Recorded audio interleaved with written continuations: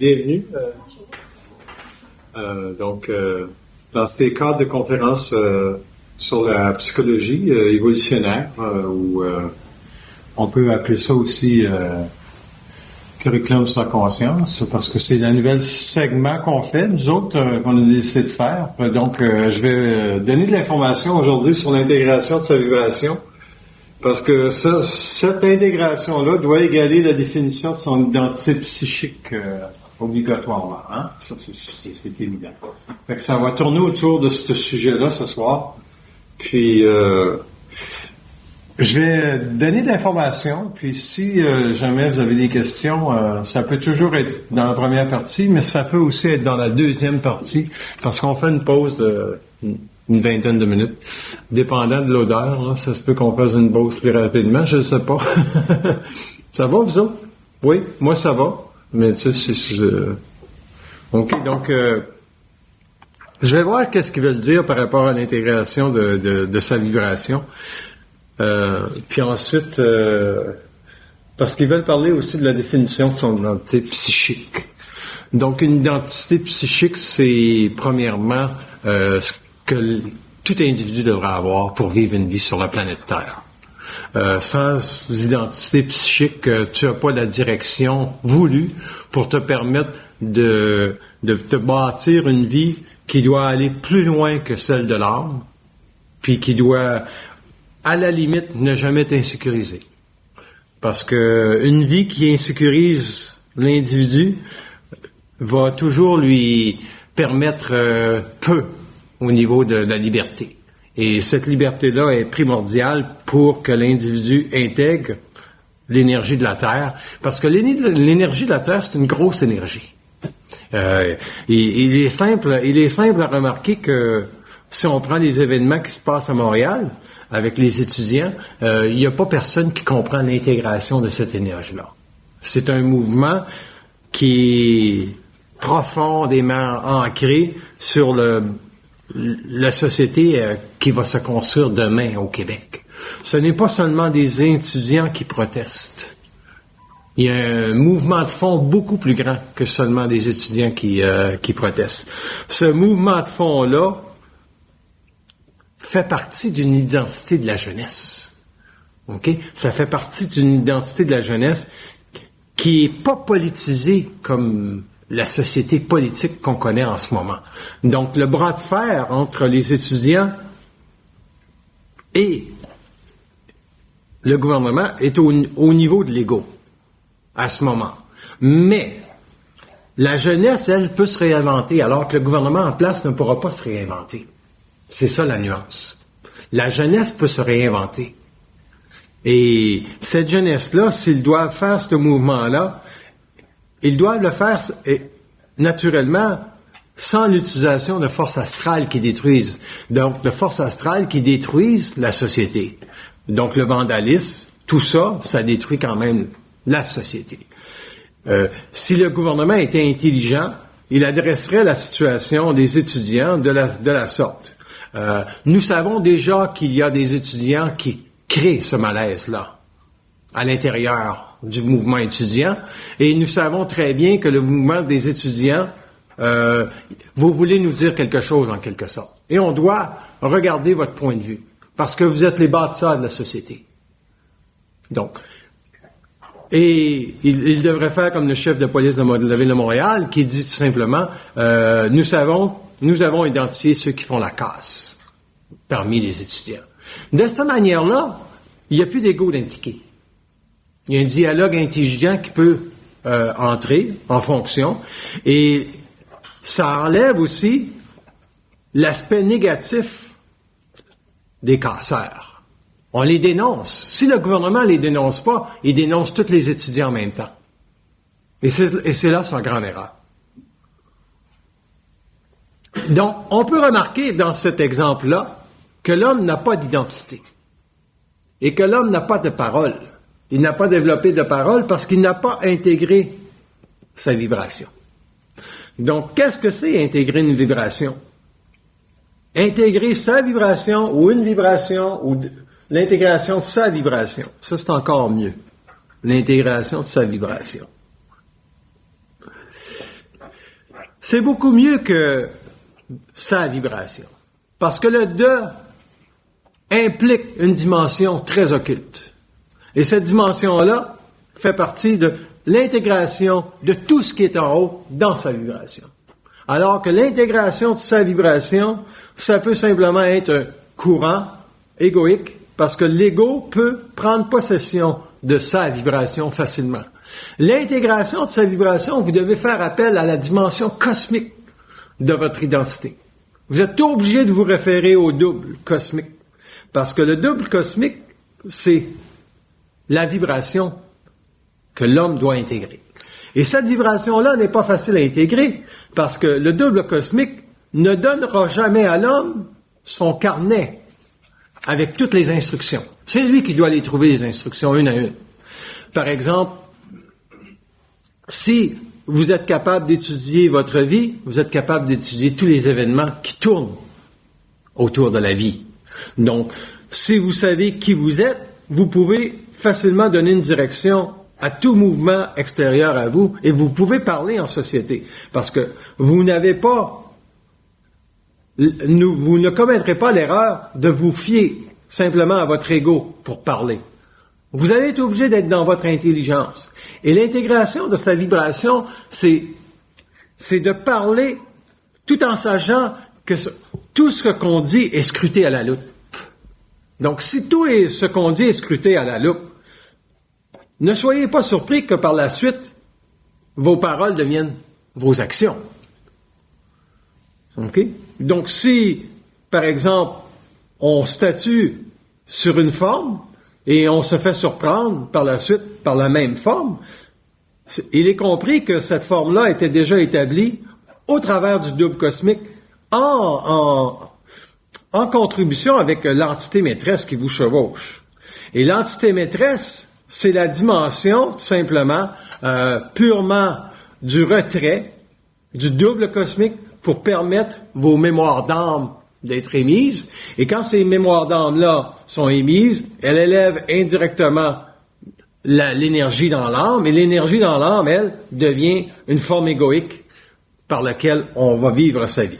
Donc ça, c'est l'intégration de sa vibration. On ne parle pas de l'intégration de sa vibration de l'âme, on parle de l'intégration de la vibration cosmique de l'homme, qui est en référence, qui doit se référer principalement à sa capacité de parler. L'homme, s'il ne parle pas comme il faut, il ne pourra jamais intégrer sa vibration cosmique. Donc, l'intégration de sa vibration passe par dans la parole, pas nécessairement dans le fait que vous devez faire une conférence, dans le fait que vous devez surveiller les mots que vous utilisez dans une journée. Donc, si vous êtes pour parler d'un événement comme les étudiants, vous ne pouvez pas faire une étude objective sans être capable de voir que c'est un jeu politique qui se présente du côté du gouvernement. Mais du côté des étudiants, ils en ont probablement rien à foutre de la politique. Parce qu'ils ne connaissent pas les manèges politiques. Ils n'ont pas l'expérience politique. Ils n'ont pas d'agenda caché. Eux autres, ils se sont butés à la forme que c'était trop cher l'université et ils ont décidé de créer un mouvement qui est calqué très près de sur ce que les altermondialistes font en général, qui est l'occupation, qui est tout simplement la non. Ils sont contre la non-violence, mais ils ne la dénoncent pas nécessairement. Mais d'un autre côté, ils sont très bons avec les médias et c'est pour ça que ce jeune-là, on lui fait subir toute la pression du gouvernement à travers une personne qui s'appelle, je crois que c'est Gabriel Nadeau. Oui. Donc, dans ce cas ici, ce jeune-là doit subir toute la pression, mais s'il est capable de subir la pression de ce gouvernement-là, qui est le gouvernement conservateur, et de ne pas transgresser sa parole, et il ne l'a pas fait jusqu'à maintenant. Il surveille ce qu'il dit, et c'est certain qu'il n'a pas les mots, parce qu'il n'est pas assez défini. Il est trop jeune pour être défini. Mais il tient le fort parce que il ne croit pas dans sa conscience, possiblement, que de laisser le gouvernement agir de cette façon-là. Et ce n'est pas l'enjeu qui compte, c'est la communication qui compte. Le rapport de force que les spécialistes vont parler dans les journaux ou les universités n'a aucun rapport avec la réalité. Donc, si le mouvement étudiant doit faire éclater un mensonge du gouvernement, tant mieux. Parce que celui qui est visé dans cette construction-là, c'est définitivement Jean Charest. OK? Nous avons vu que sa ministre n'a pas le calibre de traiter avec une situation comme ça. C'est évident pour celui qui regarde la situation de loin. Elle n'a pas le calibre parce qu'elle n'a probablement pas les mains libres pour dire ce qu'elle a à dire. Donc, dans un agenda caché, il y a quelqu'un qui doit se lever. Et si ce jeune-là, Gabriel Nadeau-Dubois, se tient debout et qu'il ne met pas trop d'ego dans l'expérience, il va connaître énormément l'intégration de qui il est. Peut-être pas de sa vibration cosmique dont nous parlons, mais fort possiblement l'intégration d'une force en lui qui est de ne pas se faire dire des bêtises dans sa tête et d'y croire. Donc, c'est très important, ça. Quand on veut que l'homme s'intègre, donc je vais parler au niveau des forces de la lumière, ce qu'il dit, c'est ceci en gros. Lorsque nous parlons de l'intégration de l'homme ou de sa vibration, de la vibration de la lumière dans l'homme, nous parlons intrinsèquement d'une parole qui n'est jamais péjorative au niveau de son identité. Donc, à toutes les fois que l'homme peut dire quelque chose d'intelligent, il se bâtit en lui une identité réelle. Donc, on peut se conter un mensonge, par exemple, on est dans une journée de travail, puis on est fatigué, puis on fait une bêtise, on dit quelque chose qui n'est pas ajusté à quelqu'un, puis on blâme ça sur la fatigue. Ça, c'est l'exemple parfait. Oui, mais je suis fatigué, ça fait une semaine que je travaille, je suis pas en congé. Il n'y a aucune excuse. Il n'y a aucune excuse. Vous pouvez être dans la maladie, il n'y a aucune excuse que votre parole détruise. Il n'y a aucune excuse. Vous pouvez être sur votre lit de mort, il n'y a aucune excuse. Pour eux, l'intégration de sa vibration passe forcément par l'intégration de sa parole. Donc, quand l'homme va être capable de parler comme il faut, il va être capable d'avoir une structure mentale qui va trancher le débat. Moi, je regarde la polarité qui polarise le gouvernement au niveau de l'événement entre les étudiants et je remarque ceci. Je remarque que Jean Charest reste sur ses vieilles gardes. Il n'a pas la parole pour entrer dans un dialogue intelligent. Sa politique ou sa façon de faire de la politique le protège. C'est son assise. Le jeune, il n'a aucune idée de qu'est-ce qu'il fait là, mais il tient le fort. Et avec le temps, il se définit. Il se définit pourquoi? Parce qu'il apprend à faire face à un gouvernement qui n'a pas de réponse intelligente à lui servir. Donc, en n'ayant pas de réponse intelligente à lui servir, ils sont obligés de regarder et de faire des compromis. Mais c'est pas les compromis qui comptent. C'est la communication qui compte. Si j'avais été le premier ministre, il est certain que j'aurais dit, on s'assoit à une table, certainement, il y a du vandalisme, mais nous savons que ce n'est pas le mouvement de fond des étudiants qui crée le vandalisme. Tout le monde sait ça. Tout le monde sait ça. Et si le gouvernement dit ça, vous savez que ça va être récupéré politiquement par le parti d'opposition. Ah, les voilà, ils sont faibles. Ils cèdent à la violence. Mais non, on cède à rien. On parle comme faut. On dit les vraies choses. Puis on aligne le tir. On organise la structure du débat. Parce qu'il n'y en a pas de débat dans le fond. Il faut regarder qu'est-ce qui doit être fait au niveau de la société québécoise. Et est-ce que le débat, c'est de savoir si les étudiants doivent payer ou ne pas payer? C'est même pas important. L'enjeu n'est vraiment pas là. L'enjeu, c'est qu'au Québec, il doit y avoir un mouvement de fond pour démontrer aux politiciens qu'il y a plus grand que la politique. Il y a l'intelligence. Et peut-être que la jeunesse, s'ils sont capables dans les grandes années qui s'en viennent en raison des bouleversements qui vont suivre, parce que c'est un choc préparatoire à une nouvelle parole de vivre ça pour des jeunes. Surtout que Montréal, c'est très électrique. Tout se passe à Montréal. La conscience va se développer au Québec, mais le centre de gravité de la parole est à Montréal. Il n'est certainement pas dans les Laurentides où tout est spiritualisé. Il y a une grande différence. Parce que les oppositions qu'il y a à Montréal, ils sont de tous les acabits. Il y a énormément d'astralité, il y a énormément de noirceur, mais il y a énormément d'électricité à Montréal. Donc, l'électricité, c'est quoi? C'est la vibration.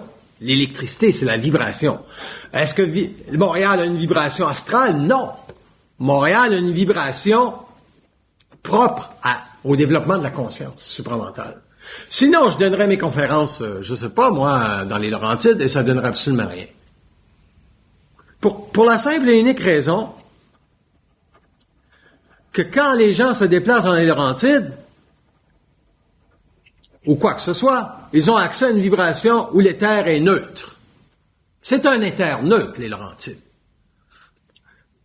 Certainement, un peu, si vous êtes le moindrement spirituel, vous allez être content de vivre là. Mais si vous êtes le moindrement conscient et supramental, vous allez tout simplement dire, ah, ici, il n'y a pas trop d'astralité. C'est ça que vous allez dire. OK? La masse psychique est beaucoup plus facile à supporter à Saint-Sauveur, passé Saint-Sauveur, Sainte-Adèle, que à Montréal. Mais celui qui se construit à Montréal, parce que la jeunesse va se construire à Montréal, c'est ici que sont les universités. Ils déplaceront pas les universités à Saint-Sauveur ou à Sainte-Adèle ou Mornings. Donc, les universités vont rester à Montréal. La jeunesse va rester à Montréal. Mais dans cette jeunesse-là, il doit se construire une parole. Et c'est ça l'intégration de sa vibration. C'est que la parole devient le mouvement, le geste. Et dans le geste, il y a volontairement de l'identité. Vous ne pouvez pas dire ceci et ne pas suivre avec le geste. Parce qu'éventuellement, on va vous regarder aller, on va dire, oui, il parle bien, mais c'est pas intégré. Parce qu'il ne fait pas ce qu'il dit qu'il va faire. Donc, l'intégration, ça passe par deux choses. C'est la définition de soi au niveau de son ego. C'est de savoir comment son ego fonctionne. Savoir comment son ego traite avec les oppositions. Pas quand ça va bien. Quand son ego traite avec les oppositions, comment il se réinvente? Comment ça prend de temps à cet ego-là de dire, OK, j'ai glissé. Parce que si vous n'êtes pas capable de traiter avec l'opposition, qui vient toujours du double, vous n'êtes pas capable de traiter avec la lumière. Parce que traiter avec l'opposition, c'est traiter avec le double. C'est traiter avec l'âme qui doit être rejetée dans l'homme. C'est traiter avec la partie mémorielle, l'opposition. Sinon, il n'y a pas d'opposition. Quand l'homme est fluide, quand il a une conscience supramentale intégrée, quand l'intégration de sa lumière est totale, il ne vit pas de l'opposition de la même manière. Il vit un dialogue avec l'invisible. Pourquoi? Parce qu'il est dans le deuxième élément de l'intégration de sa vibration, c'est d'avoir un dialogue permanent avec l'invisible. Quand vous avez un dialogue permanent avec l'invisible, il n'y a plus d'imposition. Parce que vous êtes en fusion avec l'invisible. Vous êtes finalement celui qui peut dénoncer tout ce qui vient d'en haut. Et les forces de la lumière sont obligées de regarder votre point de vue. Pas dans le sens qu'ils vont changer leur perception par ça vous-même, dans le sens qu'ils vont changer la façon dont ils traitent avec vous. Ils vont être obligés de vous dire « c'est ça ». Est-ce que c'est ça? Oui, ils vont dire « c'est ça ». Donc, si je fais le test ici, ou je fais l'expérience, et je demande, est-ce que les étudiants représentent une force de construction pour le devenir du Québec? Ils me disent oui.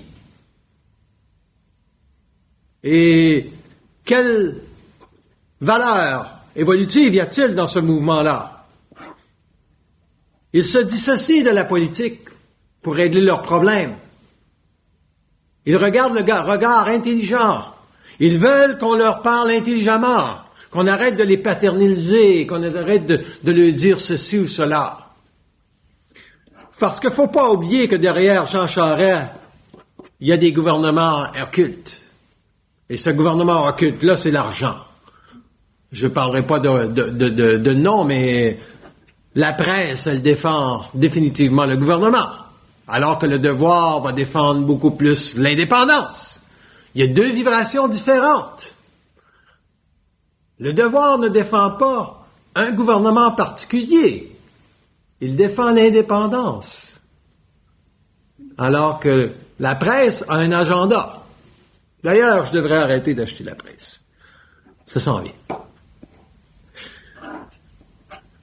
Mais ils disent, regardez, la presse va se défendre de défendre seulement le côté du gouvernement, puis il dit, on est un journal très, très polyvalent, on a toutes sortes d'articles, on a toutes sortes de critiques qui sont dans nos journaux. Mais leurs éditorialistes, ils sont libéraux, ils sont pour le gouvernement. Et un journal, la structure organisationnelle de la parole dans un journal, c'est l'éditorialiste. C'est intéressant. C'est intéressant. Donc, André Pratt, qui est plus là, ça serait plate pour la presse. Parce qu'il y aurait plus d'égo altermondialistes pour défendre la presse d'un gouvernement en particulier. Alors que le devoir, lui, il prêche par excès de confiance avec l'indépendance, au lieu de tout le temps être dans l'intelligence. Donc, ils ne sont guère mieux. Et c'est pour ça que le débat est très intéressant au Québec. Les gens voient ça comme une crise, ça prend tout simplement un débat au Québec. Parce que dénoncer la construction, c'est très facile. Ça veut dire qu'il y a du vandalisme ou quoi que ce soit. La corruption, c'est facile. Mais tu as pris de l'argent qui n'était pas à ton droit. Mais là, de défendre nos hausse des droits de scolarité, c'est beaucoup plus occulte. C'est beaucoup plus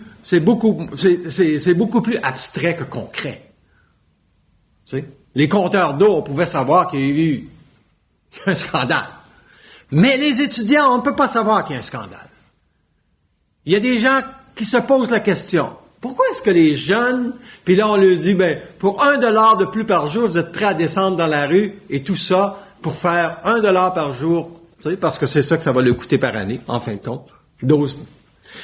Mais si on regarde la masse psychique des jeunes, de la jeunesse, elle se situe fondamentalement dans l'éclatement de toute la religion au Québec.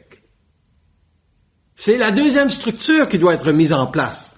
Il y a eu dans les années 60 l'éclatement de la religion. Dans les années 70-80, il y a eu le développement de la parole, de la conscience supramentale. Et dans les années 2012, 2000 à venir, il faut qu'il y ait une nouvelle parole qui vienne au monde au Québec. Une nouvelle parole. Et cette parole-là n'est peut-être pas ajustée. Mais quand les chocs vont venir, un après l'autre, il y a des gens qui vont s'intéresser énormément à la conscience supramentale. Et c'est la jeunesse qui va s'intéresser à la conscience supramentale. Mais c'est certain qu'il y a les gens qui sont ici aujourd'hui, qui ont suivi un peu l'évolution de la conscience supramentale depuis les années 80, avec Bernard de Montréal, reconnaissent une chose, que cette conscience-là ne peut pas être arrêtée. Mais elle n'est pas portée non plus, cette conscience-là, au Québec. Elle n'est pas portée au front. Au front, c'est-à-dire qu'elle n'est pas amenée dans le public suffisamment. Et la raison est principalement que là, la société a encore beaucoup trop de buffer, dans le sens qu'elle peut se réfugier derrière la finance, elle peut se réfugier derrière énormément de situations économiques qui ne la fait pas trop souffrir. Si on va en Grèce, si on va en Espagne, et lorsque l'Europe va s'écouler, si cela arrive, évidemment, le système financier, ils n'auront pas le verbe pour se reconstruire, ces individus-là. Ils vont regarder le gouvernement, mais ils vont demander au gouvernement, mais qu'est-ce que vous allez faire pour nous? Alors qu'ici, ce n'est plus la même situation. Il y a un débat d'idées au Québec qui permet à l'homme d'identifier dans sa parole que ce n'est pas lui qui le pense. Et c'est sûr que la jeunesse n'a pas accès à ça. Mais quand on est jeune, on est beaucoup moins sclérosé qu'une personne qui a fait de la politique pendant 30 ans. Donc, on a l'opportunité de parler selon l'intégration de sa psyché, parce que ces jeunes-là, faut pas oublier, si on décidait de se réincarner en 2012, en 2000, en 1990, c'est parce qu'ils savaient très bien que le combat de la société va se faire en 2015 et 2035. Donc, ils sont dans la fleur de l'âge. Ils ne sont pas trop vieux, ils vont être juste parfaits. Et donc, ce choc vibratoire-là, au niveau de la jeunesse, va les préparer à intégrer une vibration beaucoup plus oppositionnelle dans les années à venir, qui sera de reconstruire, de réinventer une société. La société doit être réinventée. C'est naturel. C'est pas moi qui va aller au front pour réinventer la société et essayer de changer ma parole. Moi, je dois parler comme je suis supposé parler. J'apporte de l'information, et l'information doit être prise par ceux qui ont à le savoir et à intégrer leur vibration. Parce que l'intégration de sa vibration doit mener à une grande présence de la nature des forces occultes sur la vie de l'homme. À une grande présence de la nature occulte sur l'homme, dans sa parole. Parce que les forces occultes, ce n'est pas seulement de la lumière. Il peut y avoir de la noirceur aussi. Les forces occultes, ce sont tous les systèmes de gouvernement invisibles qui cherchent à empêcher l'homme de se définir, à empêcher l'homme, à empêcher l'individu de reconnaître à quel moment dans sa parole il se raconte un mensonge. À quel moment il se dit « Ah oui, je suis dans ma vibration alors que c'est faux ». Et l'homme, tant qu'il ne sait pas ça, quand il n'est pas capable lui-même de dénoncer quand il est astralisé un petit peu, il a besoin d'aide. Il a besoin de l'aide du regard d'un autre. Et ça, c'est très difficile pour un homme et une femme qui avance dans la conscience. Parce que ça représente une très grande souffrance psychique de se faire dire qu'on est astralisé. Pourquoi? Parce que bien souvent, il doit y avoir un choc à cette situation-là. Si vous êtes astralisé, il y a quelqu'un qui va devoir vous donner un choc. Que ce soit votre femme, que ce soit votre conjoint, il y a quelqu'un qui va devoir vous donner un choc. Parce que vous ne voyez pas la grande pièce de théâtre qui se joue derrière. Pourquoi? Parce que vous n'avez aucune idée de l'intégration de votre identité, qu'est-ce que ça représente. L'intégration de son identité, c'est de savoir qu'un jour, vous avez décidé de vous incarner sur une planète Terre, surtout dans ce cycle-ci, dans la mesure que vous seriez capable à votre mort de savoir que la parole n'est pas de vous. Tous ceux qui touchent à la conscience supramentale doivent retourner dans la mort avec l'assurance d'avoir au minimum intégré une particule ou une partie de cette parole-là qui est que la pensée vient d'ailleurs. Et c'est la base de l'instruction et c'est la base du droit de l'homme à intégrer sa vibration.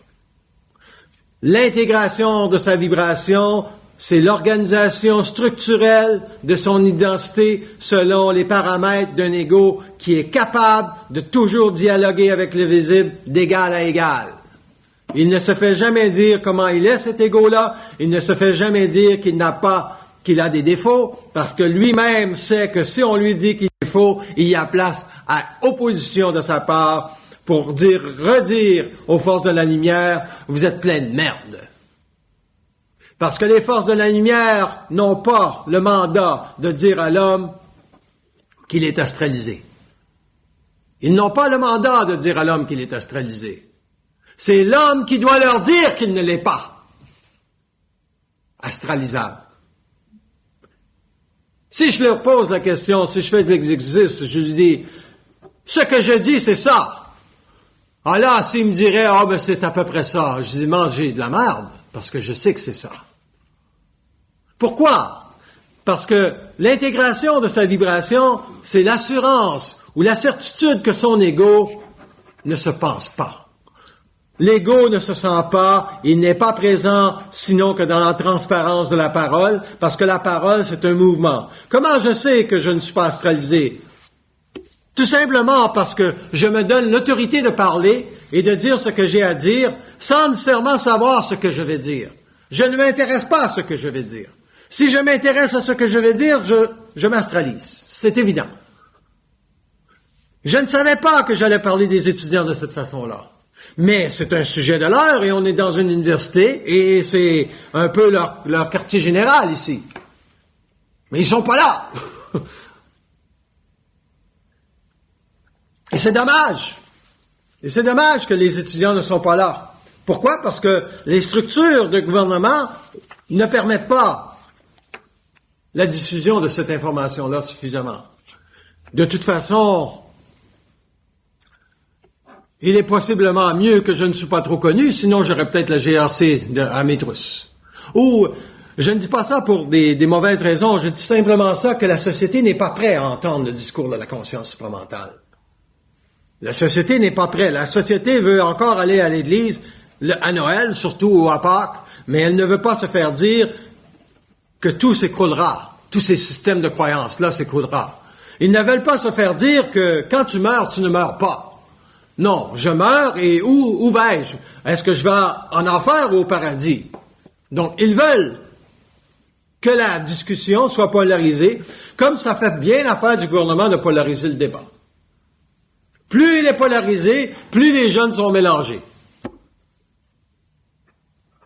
Et pourquoi? Parce qu'ils n'ont pas de structure égoïque pour se défendre, les jeunes. Le gouvernement, oui. Il sait que de la politique, tu peux tout dire et ne rien dire en même temps. Pour arriver au même but. Et le but, c'est quoi? De se faire élire. Se faire élire parce qu'il y a des gens qui poussent le gouvernement. Donc, c'est très malsain, le gouvernement. Très, très, très malsain. Au minimum, aux États-Unis, ils ne se cachent pas quand ils font des subventions. Tu donnes de l'argent pour tel candidat, tu donnes de l'argent pour tel candidat. C'est clair. L'accès à l'information est libre. Ici, au Québec, c'est très occulte. On n'a pas d'idée d'où vient l'argent, bien souvent, et c'est pour ça qu'il doit se faire un ménage avec l'enquête préliminaire et ainsi de suite. Mais l'intégration de sa vibration doit ramener l'homme à extirper de sa parole tout segment égoïque qu'il utilise pour se donner un avantage. Vous êtes au travail, vous devez apprendre à ne rien dire. Vous devez apprendre à contenir. Pourquoi? Vous perdez votre travail, supposons. Si vous perdez votre travail, si on vous annonce que vous allez perdre votre travail, il n'y a rien de pire que de partager ce qui va vous arriver. Parce que les gens n'ont pas le même agenda que vous. Les gens n'ont pas le même agenda que vous. Il y a des gens qui ont des agendas beaucoup plus noirs que vous pensez. Et si vous arrivez à contenir votre énergie et que vous dites «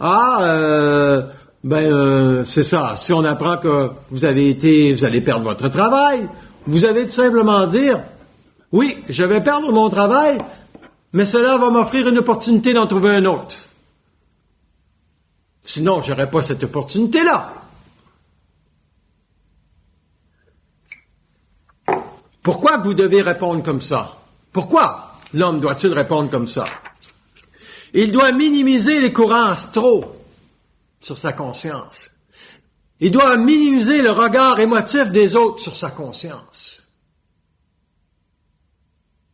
Minimiser le regard émotif des autres sur sa conscience, ça veut dire que les autres ont des agendas cachés qu'ils ne connaissent même pas et qui vont jouer dans votre cour à votre insu. Ah, ils vont dire, c'était le temps qu'elle perde sa gueule, la petite Chris, elle va peut-être apprendre quelque chose maintenant. Ils vous le diront pas. Ils vous le diront pas. Ah, puis s'ils viennent brailler sur votre tombe, c'est encore pire.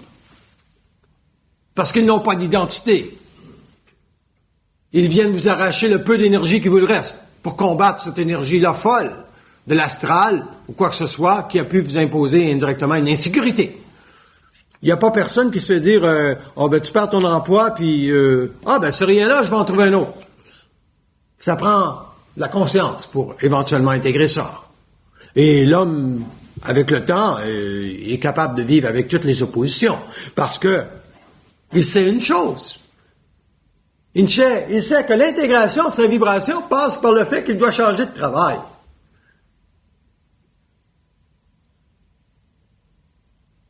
Les forces de la vie ou les forces de la lumière connaissent votre agenda, ils vous connaissent beaucoup mieux que vous pouvez vous connaître.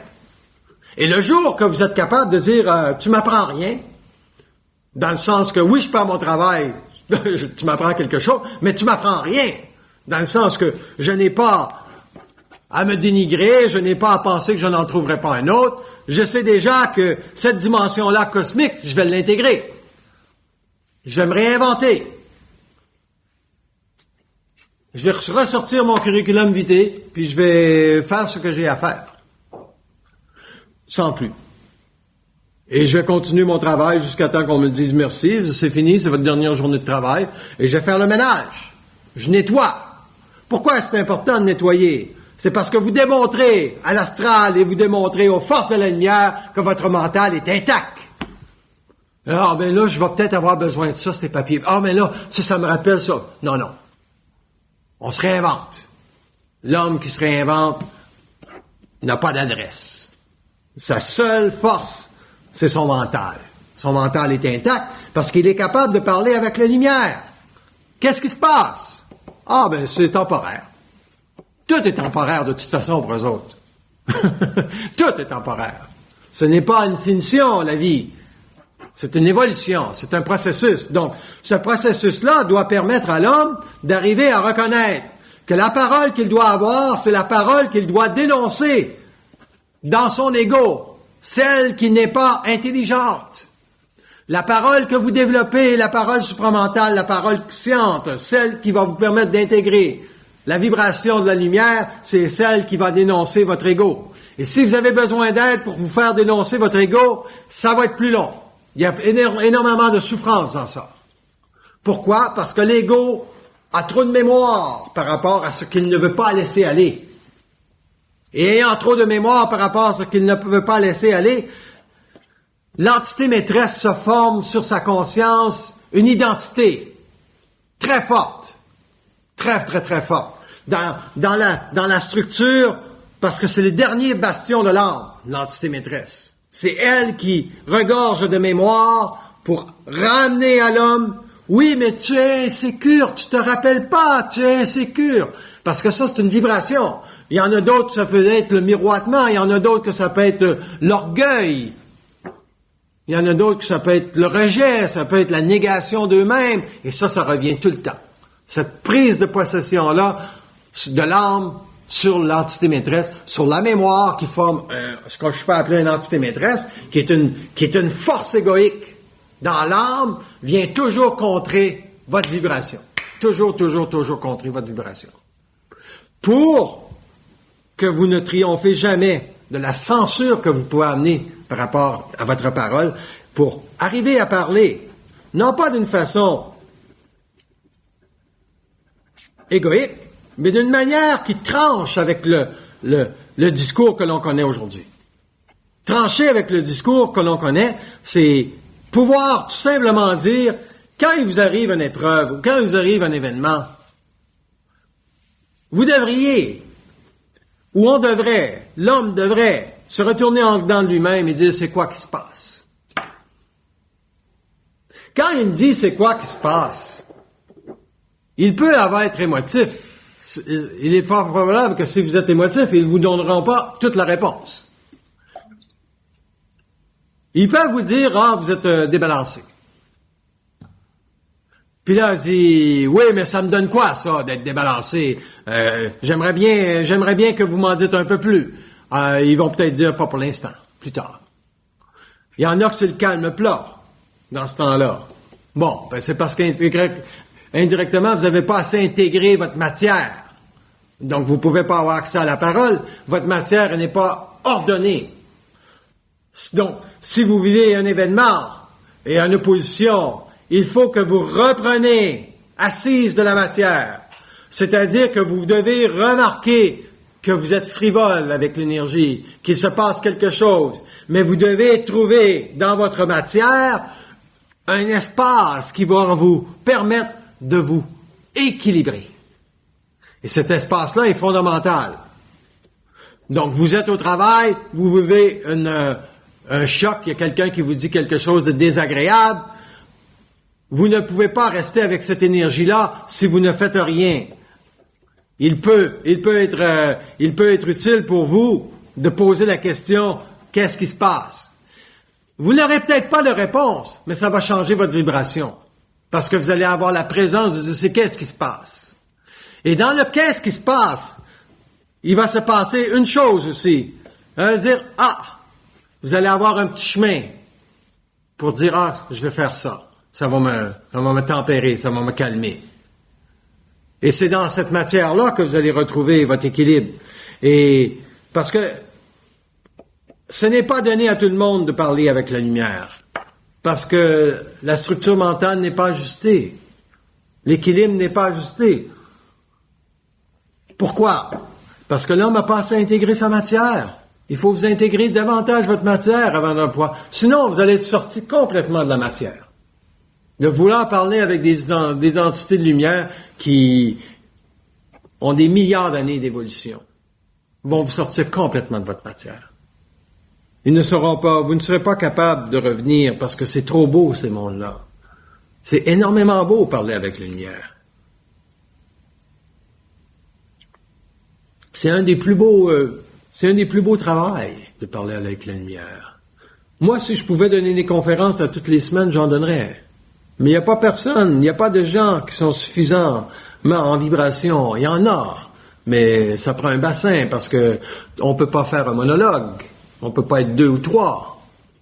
Parce que ça prend une psyché. Ça prend une psyché. Parce que si vous êtes tout le temps ensemble et vous dialoguez, oui, vous pouvez explorer la conscience supramentale. Mais le but n'est pas ça. Le but, c'est de se reposer quand on est en couple. Le but, c'est de se reposer. Vous pouvez, par contre, faire les ajustements nécessaires en échangeant dans votre couple pour amener plus de direction au couple que vous voulez bâtir. Mais ce n'est pas l'assise de la parole. C'est l'assise du repos. L'assise de la parole, ça peut être un livre. Ça peut être un cours que vous donnez. Ça peut être une conférence. Parce que l'assise de la parole, c'est une structure qui prépare la descente de nouvelles énergies sur la Terre. La structure qui prépare le retour de l'homme sur la matière.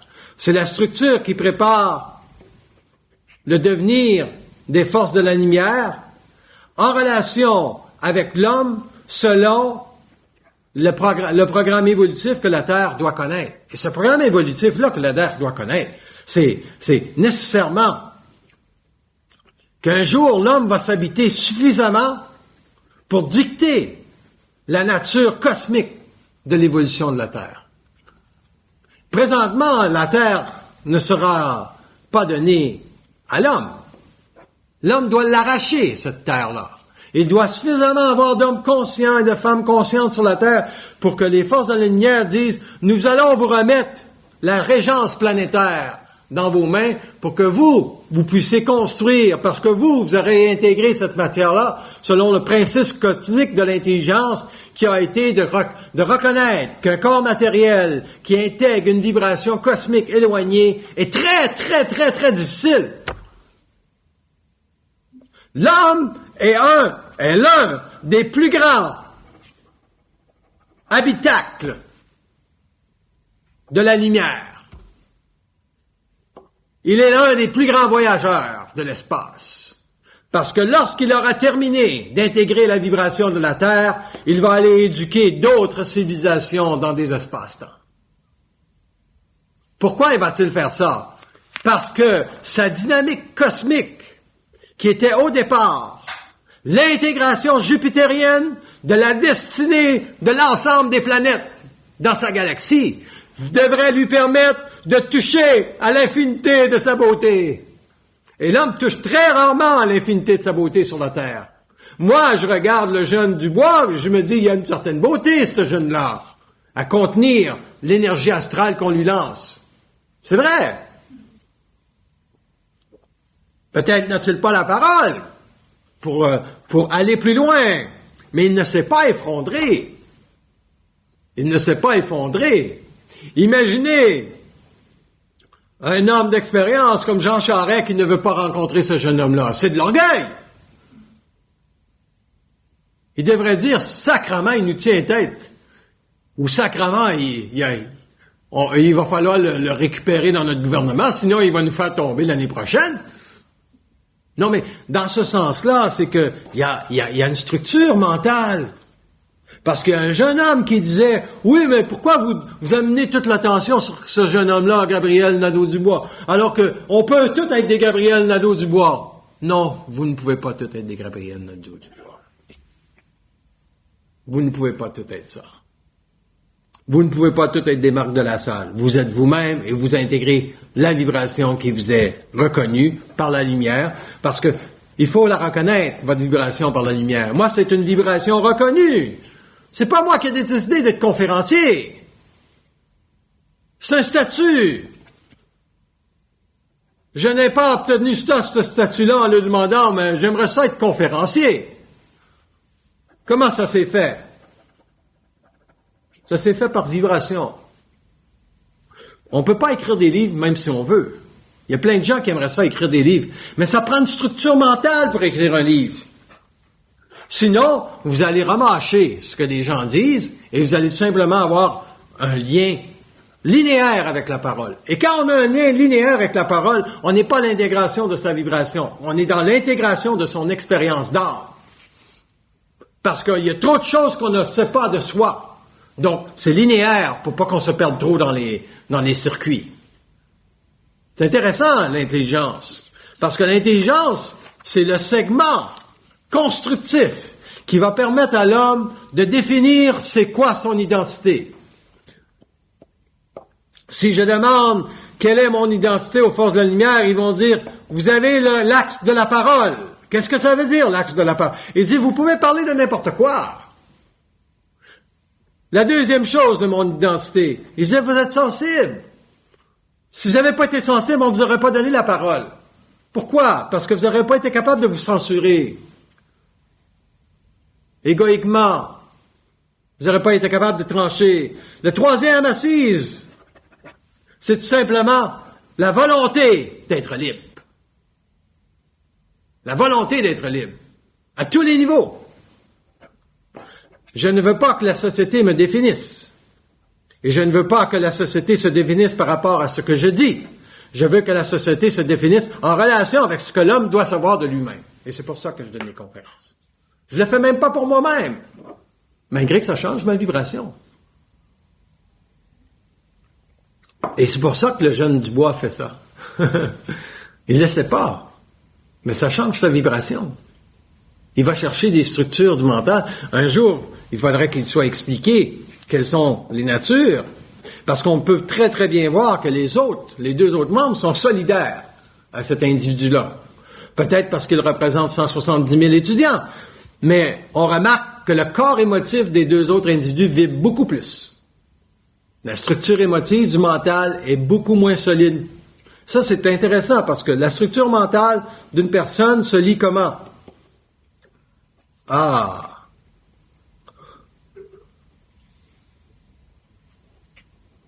Vous pouvez voir si elle donne de l'importance à ce qu'elle dit. Une personne qui donne de l'importance à ce qu'elle dit a une structure mentale émotive très, très forte. Parce qu'elle est obligée de se réfléchir dans ce qu'elle dit. C'est important pour elle de s'entendre parler.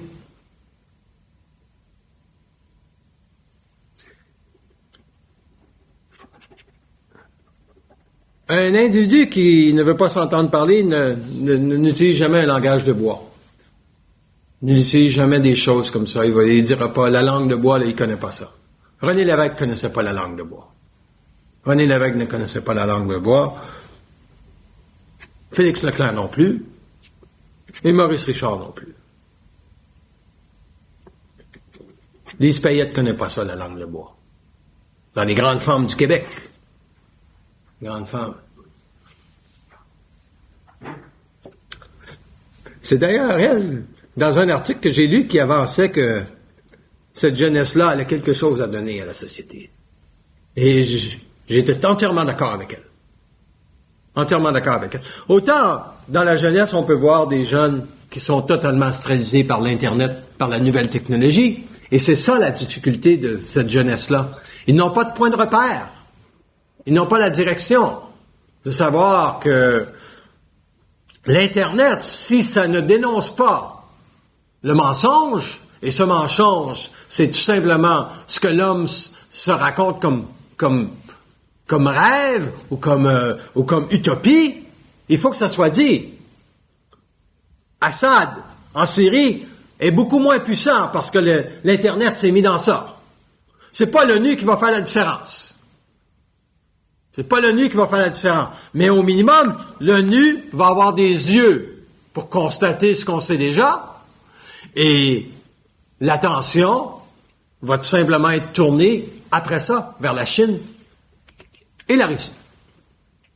Mais ce n'est pas des gouvernements intelligents, qu'on fait affaire avec présentement. Mais il y a une structure de volonté d'arrêter de diaboliser le discours et d'arrêter de mettre dans les mots des gens la parole facile. Oui, mais c'était comme ça dans notre temps. On s'en crisse de ton temps. Aujourd'hui, on est dans une nouvelle réalité, un nouveau devenir. Et c'est à vous de savoir si c'est intelligent, ce nouveau devenir-là. Parce que moi, je sais très bien que le Wi-Fi et tout ça, et toute la structure de l'Internet est dangereuse. Travaillez devant un ordinateur et essayez de savoir si vous êtes encore là après 2 heures, 3 heures. Et vous allez vous apercevoir que ça fait 3 heures que je suis là. La jeunesse, c'est ça qu'ils vivent, continuellement. Donc, il y a des structures lucifériennes derrière l'Internet. Mais c'est l'homme quand même qui est à la source.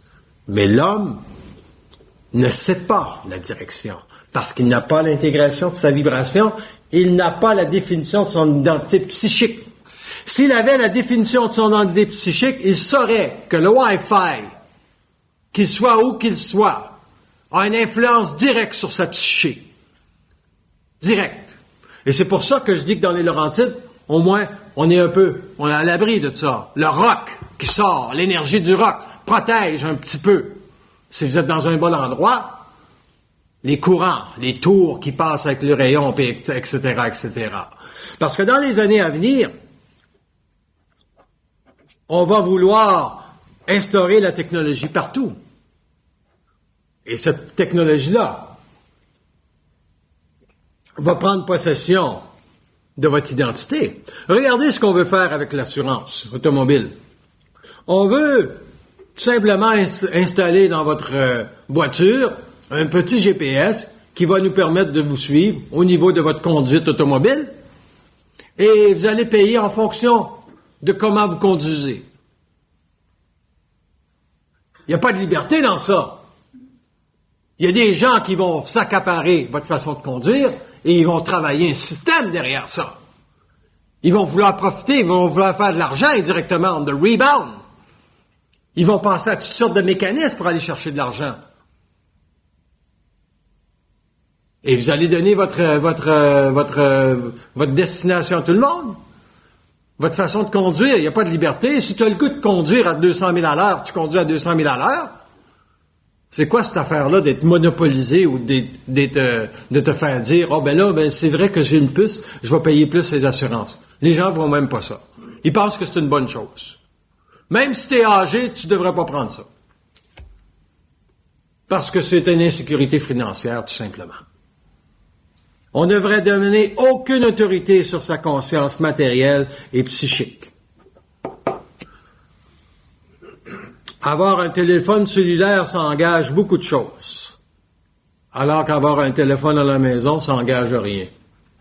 Tu mets un répondeur, puis si tu manques l'appel, tu manques l'appel. Si tu ne veux pas prendre l'appel, tu prends pas l'appel. T'es pas branché à une énergie qui vient d'ailleurs. T'as pas une pulsion qui passe à travers ton cellulaire. Donc, l'intégration de sa vibration ne passera pas par la technologie. Il faut se méfier de la technologie. Il faut l'utiliser dans un cadre restrictif, qui veut dire que si ça ne sert pas à votre évolution de conscience, ça ne sert à rien. Donc, si vous faites un travail, comment est-ce que ça peut servir à l'évolution de votre conscience?